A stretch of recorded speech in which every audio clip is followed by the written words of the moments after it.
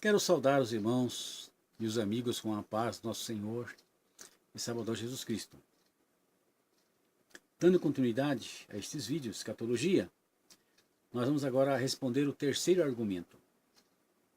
O terceiro argumento que os pré-tribulacionistas dizem é que os pré-tribulacionistas dizem que a segunda vinda de Cristo tem duas fases distintas, no que eles são refutados pelos pós-tribulacionistas que não creem nisto. Até onde podemos entender, existem três tipos de pós-tribulacionistas. Existem os midi-tribulacionistas, que dizem que o arrebatamento será no meio da grande tribulação. Os pós-tribulacionistas, que dizem que o arrebatamento se dará no fim da grande tribulação. E aqueles que dizem que não haverá arrebatamento, mas apenas a segunda vinda em glória. Nos três casos, a raiz do problema é sempre a mesma. Ou seja, a incapacidade de ver que existe um plano de Deus em relação à igreja e outro em relação a Israel.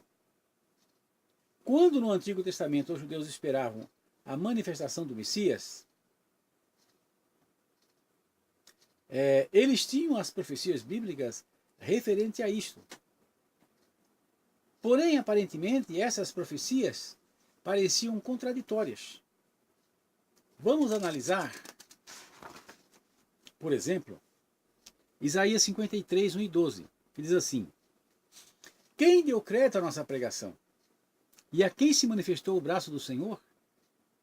Porque foi subindo como um renovo perante ele, e como raiz de uma terra seca. Não tinha beleza e nem formosura. E olhando nós para ele, não havia boa aparência nele, para que o desejássemos. Era desprezado, e não fizemos dele caso algum. Verdadeiramente, ele tomou sobre si as nossas enfermidades, e as nossas dores levou sobre si.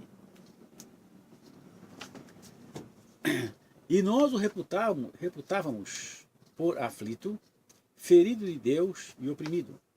Mas ele foi ferido por nossas transgressões e moído por causa das nossas iniquidades. O castigo que nos traz a paz estava sobre ele, e pelas suas pisaduras fomos sarados. Todos nós andávamos desgarrados como ovelhas. Cada um se desviava pelo seu caminho, mas o Senhor fez cair sobre ele a iniquidade de nós todos. Ele foi oprimido e afligido, mas não abriu a sua boca. Como um cordeiro foi levado ao matadouro, e como ovelha muda perante os seus tosqueadores. Assim, ele não abriu a sua boca. Da opressão e do juízo foi tirado. Quem contará o tempo da sua vida? Porquanto foi cortado da terra dos viventes, pela transgressão do meu povo. Ele foi atingido. E puseram a sua sepultura com os ímpios, e com o rico na sua morte. ainda que nunca cometeu injustiça, nem houve engano na sua boca. Todavia ao Senhor agradou moê-lo, fazendo-o enfermar. Quando a sua alma se puser por expiação do pecado, verá a sua posteridade, prolongará os seus dias, o bom prazer do Senhor prosperará na sua mão. Ele verá o trabalho da sua alma, e ficará satisfeito. Com o seu conhecimento, o meu servo, o justo, justificará muitos, porque as iniquidades deles levará sobre si. Por isso, lhe darei a parte de muitos, e com os poderosos repartirá ele o despojo, porquanto derramou a sua alma na morte. Foi contado com os transgressores, mas ele levou sobre si o pecado de muitos, e intercedeu pelos transgressores. Como nós podemos observar aqui, mostra um Messias sofredor, desprezado, sem nenhuma formosura, oprimido, e de alguém que não fizera caso algum. Será que este era o Messias que os judeus esperavam? Agora vejamos o capítulo 9, versos de 2 a 7. O povo que andava em trevas viu uma grande luz, e sobre os que habitavam na região da sombra da morte, resplandeceu a luz. Tu multiplicaste a nação, a alegria lhes aumentaste, todos se alegrarão perante ti, como se alegram na ceifa. Como quebraste o jugo da sua carga, e o bordão do seu ombro, e a vara do seu opressor. Como no dia dos midianitas, porque todo o calçado que levava o guerreiro no tumulto da batalha, e todo o manto revolvido em sangue, serão queimados, servindo de combustível ao fogo. Porque o menino nos nasceu, um filho se nos deu, e o principado está sobre os seus ombros. E se chamará o seu nome maravilhoso, Conselheiro, Deus forte, Pai da eternidade, Príncipe da paz. Do aumento desse principado e da paz não haverá fim, sobre o trono de Davi e no seu reino, para afirmar e fortificar com juízo e com justiça, desde agora e para sempre, o zelo do Senhor dos exércitos para isto.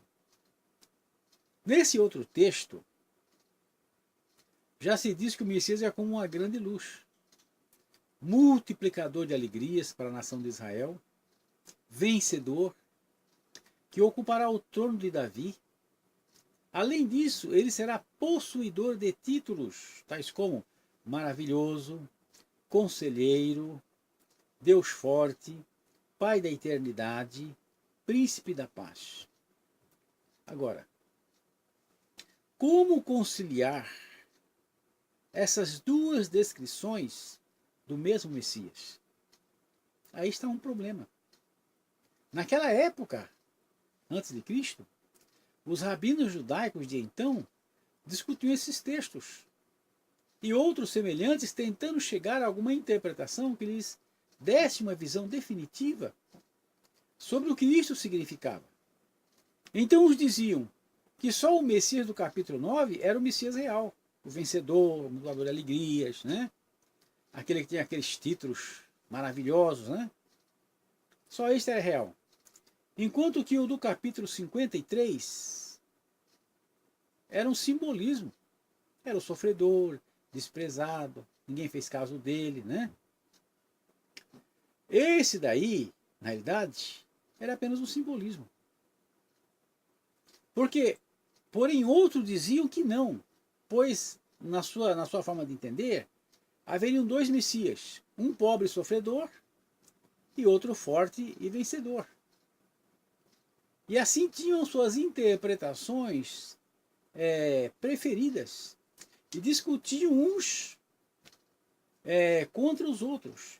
E cada um se achava dono da verdadeira interpretação. Ora, não é que acontece hoje? Naquela época, eles tinham os textos prova para as suas interpretações. Para o Messias sofredor, havia o capítulo 53 de Isaías, no caso. Para o Messias vencedor, havia o capítulo 9 do mesmo profeta. ambas as escolas, né, se diziam justificadas biblicamente, porque tinham os versículos-chave que apoiavam a teoria das mesmas. Enquanto que aqueles que diziam que haveria dois Messias também se apoiavam tanto em Isaías 53 como em Isaías no capítulo 9, e diziam há dois Messias. Todos os três estavam apoiados em versículos da Bíblia.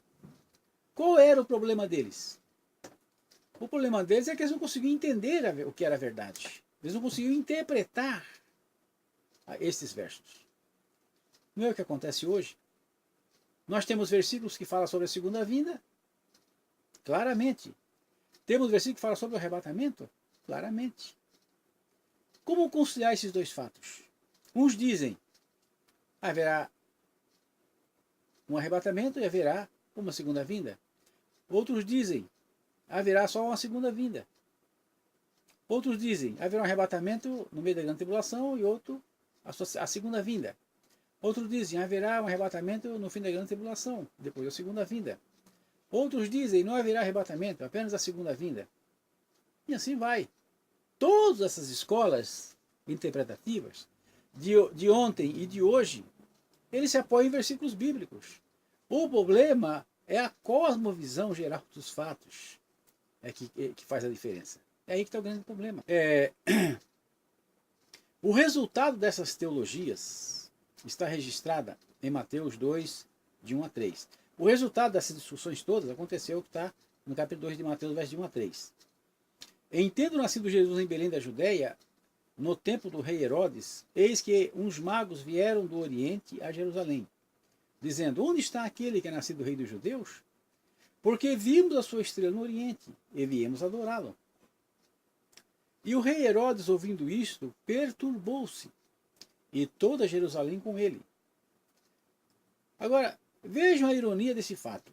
Uns magos gentios, vindos lá do extremo oriente, eles perceberam o cumprimento profeta das Escrituras e vieram prestar homenagens e adoração ao grande rei Messias. Enquanto que o seu próprio povo e os seus líderes religiosos não estavam percebendo nada.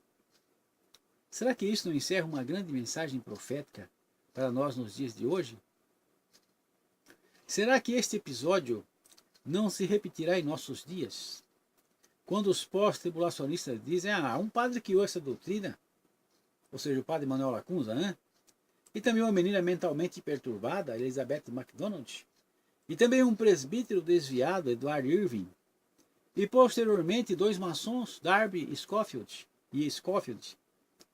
Não seriam esses os antítipos dos magos do Oriente, no tempo do nascimento de Cristo?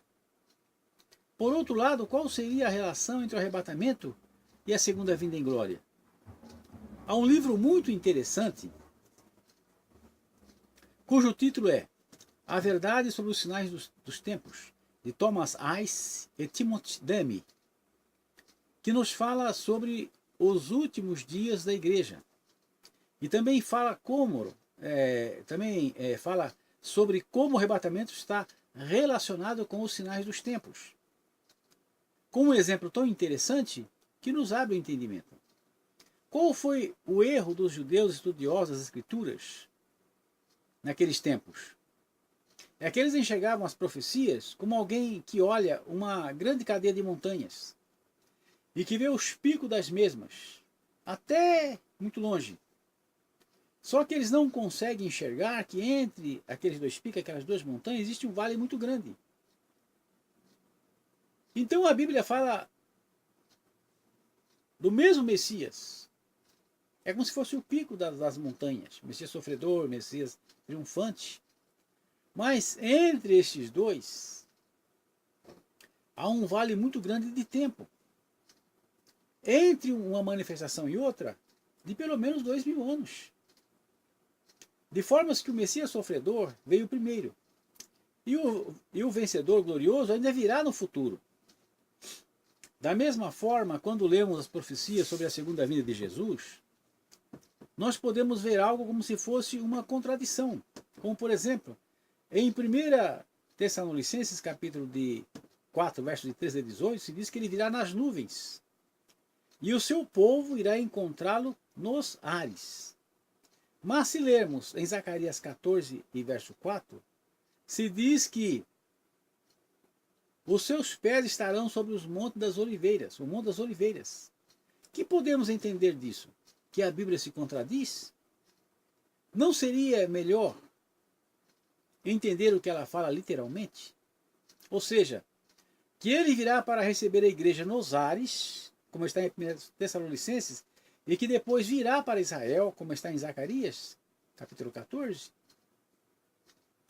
E se ele vem buscar a igreja, nós falamos arrebatamento.